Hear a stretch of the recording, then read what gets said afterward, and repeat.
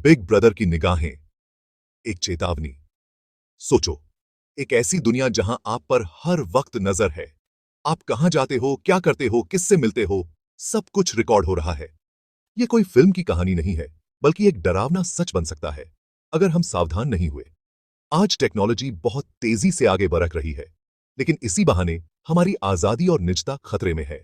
सरकारें और बड़ी बड़ी कंपनियां दोनों ही हमारी जिंदगी में बहुत दखल देने लगे हैं। आजादी खोती जा रही है, राष्ट्रीय सुरक्षा के नाम पर, आतंकवाद और गुनाहों से लड़ने के नाम पर सरकारें हमारी निजता छीन रही हैं।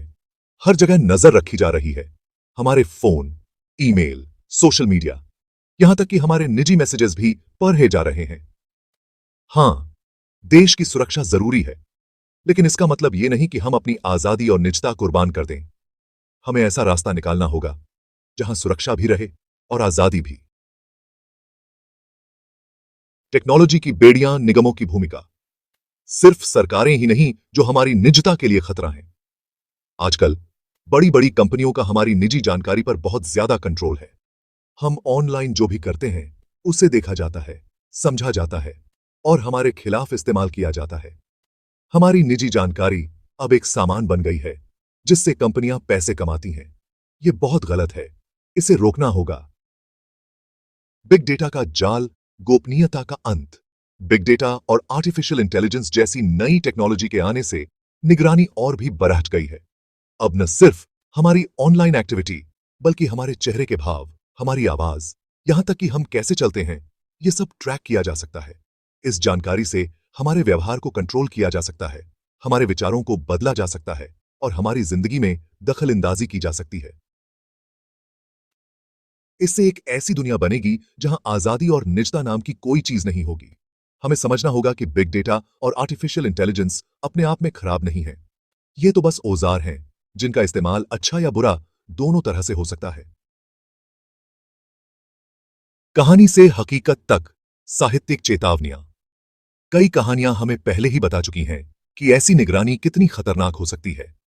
जॉर्ज ऑरवेल की किताब 1984 इसका सबसे बड़ा उदाहरण है, जहां एक ताकतवर सरकार, बिग ब्रदर, लोगों की जिंदगी के हर पहलू को कंट्रोल करती है।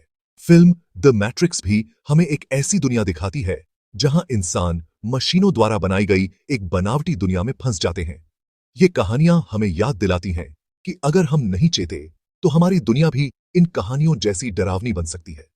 हमें इन चेतावनियों को गंभीरता से लेना होगा और यह सुनिश्चित करना होगा कि हमारी दुनिया एक खुली जेल न बन जाए, जहां हर कदम पर नजर रखी जाती है। आवाज उठाओ, एक स्वतंत्र भविष्य के लिए। इस निगरानी राज्य से लड़ने के लिए हमें अपनी आवाज उठानी होगी। हमें अपनी सरकारों और बड़ी कंपनियों से सवाल पूछने होंगे। हमें अपनी निजता के अधिकारों के लिए लड़ना होगा और यह सुनिश्चित करना होगा कि टेक्नोलॉजी का इस्तेमाल हमें दबाने के लिए नहीं, बल्कि हमें ताकत देने के लिए हो। यह लड़ाई आसान नहीं होगी, लेकिन अगर हम अपनी आजादी और अपने बच्चों का भविष्य बचाना चाहते हैं, तो हमें यह लड़ाई लड़नी ही होगी।